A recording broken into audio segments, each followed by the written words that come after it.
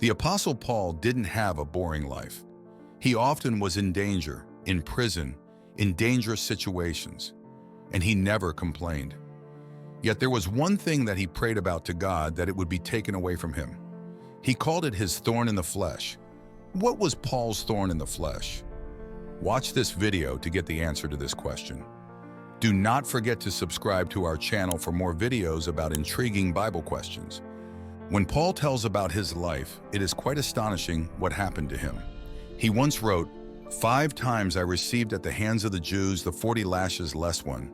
3 times I was beaten with rods. Once I was stoned. 3 times I was shipwrecked.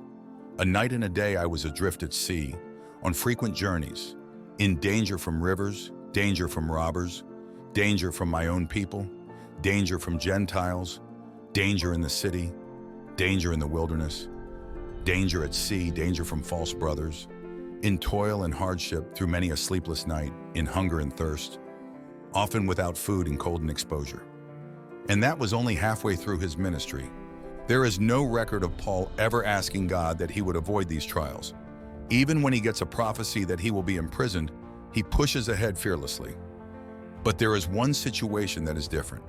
In 2 Corinthians 12, Paul mentions a thorn in his flesh, and he said that he prayed 3 times that God would remove it. What was disturbing Paul so much that he kept praying for God to remove it? Bible students have struggled ever since the letter was written to understand exactly what Paul is talking about. Many people have tried to understand what Paul's thorn in the flesh was. The phrase Paul uses describes a sharp stick or splinter which is constantly cutting into Paul's body. Paul also says it comes from a messenger of Satan. An obvious interpretation is that Paul is talking metaphorically about his enemies. Indeed, 2 Corinthians is a letter in which Paul defends himself against other church leaders who he believes are misleading the people with a false gospel and speaking unfairly about him. Perhaps the thorn in the flesh is a description of a person who is behaving in an evil way towards Paul. Another possibility is that the thorn in the flesh is a physical condition. Some people wonder if Paul's thorn means he has poor eyesight, difficulty speaking clearly, a recurring illness, or some facial disfigurement. All of these situations may have been socially embarrassing for Paul and made his ministry seem weak in the eyes of society. There are small clues in other letters which suggest some of these possibilities. For example, Galatians 4 is probably talking about an eye problem Paul had, which might have been his thorn in the flesh.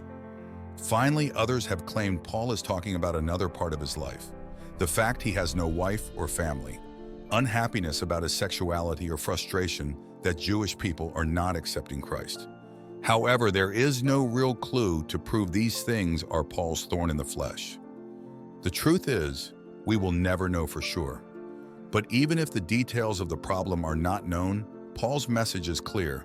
Jesus is still in charge, even though the thorn was never removed. Verse 9 tells us what Paul learned from the experience. He believed Jesus was saying, "My grace is sufficient for you, for my power is made perfect in weakness." The message for us is clear. God sometimes does not remove all difficulties from our lives, even when we ask Him to. Like Paul, a painful problem can continue every day. At these times, we learn to receive what we have been given. We learn to be humble. We remember we are weak, but Jesus is in charge. He is powerful and mighty to let all circumstances work together for His glory.